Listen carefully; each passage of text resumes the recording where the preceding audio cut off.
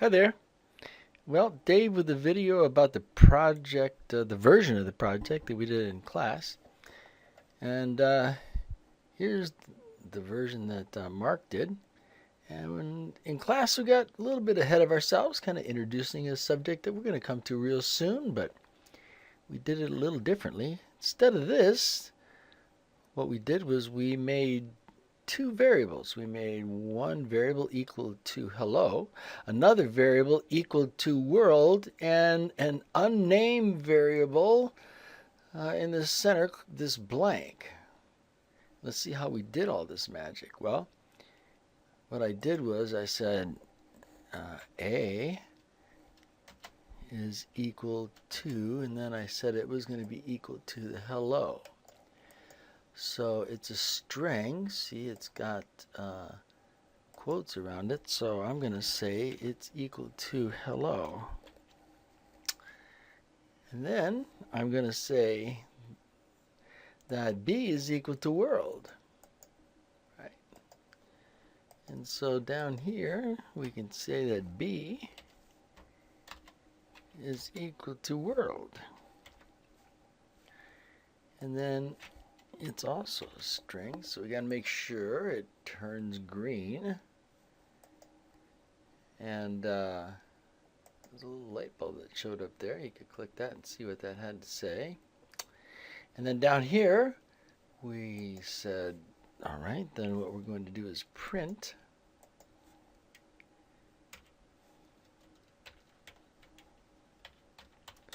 And instead of hello world here, what we're going to print is we're going to print the value of the variable known as A. You'll hear this kind of stuff real soon. And so we're going to add to that, that means concatenate to it, another string. And that string is going to contain a space, and it doesn't have a name.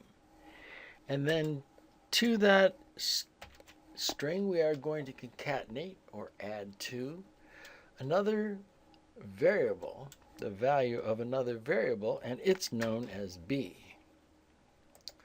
And so rather than printing just hello world like this, we've made it much more complicated by making a variable called hello, another one called world, and then printing the value of variable A plus, look, there's a string there that has no name. That's my no name variable.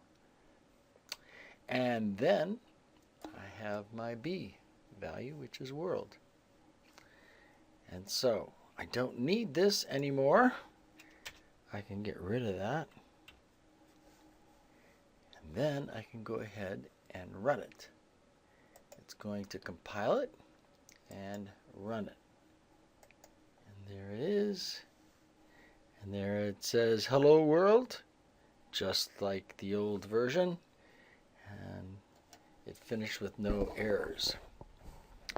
Well, I could always cause an error. Right? One thing I could do, which I did in class, was to do that. And so we said, certainly a human being understands that variable A is set and just spaced out the double quote. But the computer doesn't know that. So that if we go to run it like this, it's going to complain. Oops.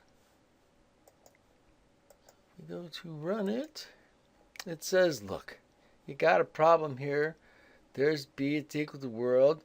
But notice it doesn't put anything out there. It doesn't fix it for you. It knows what the problem is. It's even showing you where it is, right? But it's not going to fix it for you. So you have to fix it because it's not sure exactly what you want to do. It's not going to guess. Right? See ya.